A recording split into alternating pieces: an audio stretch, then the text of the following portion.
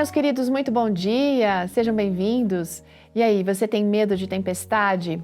O que a gente faz para ter paz no meio da tempestade? E pode ser uma tempestade literal ou então figurativa, não é mesmo?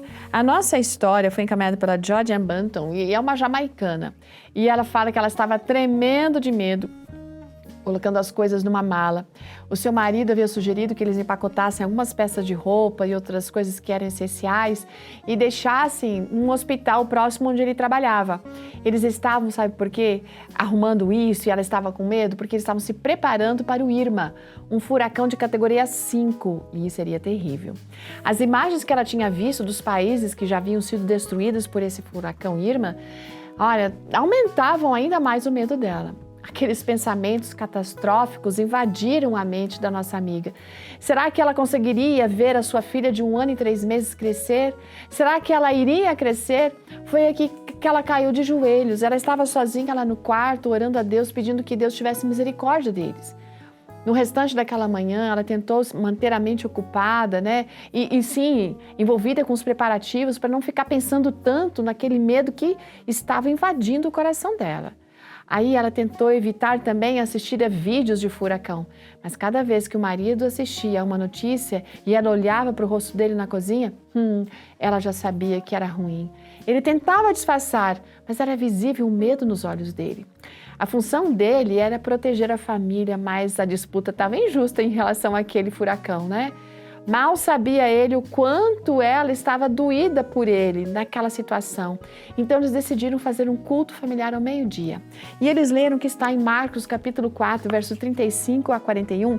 E lá tem exatamente, sabe o quê? A história de Jesus acalmando a tempestade. Jesus acalmou a tempestade quando ele foi acordado por seus discípulos que estavam apavorados. E depois de ter acalmado a tormenta, Jesus se voltou para os apóstolos e perguntou: escuta, por que vocês estão com tanto medo? Enquanto ela lia essa história na Bíblia, ela sentiu como se essa pergunta realmente estivesse sendo feita direta para ela. Ela já tinha orado, mas ainda estava agindo movida pelo medo.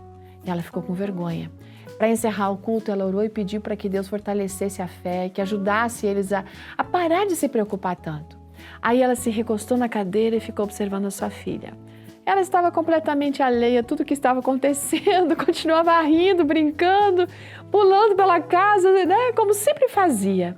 E ela aprendeu com aquele bebê de 1 ano e 3 meses como permanecer calma. Como disse Jesus, em verdade vos digo, que se vocês não se converterem, não se tornarem como uma criança, de maneira nenhuma vocês vão entrar no reino dos céus.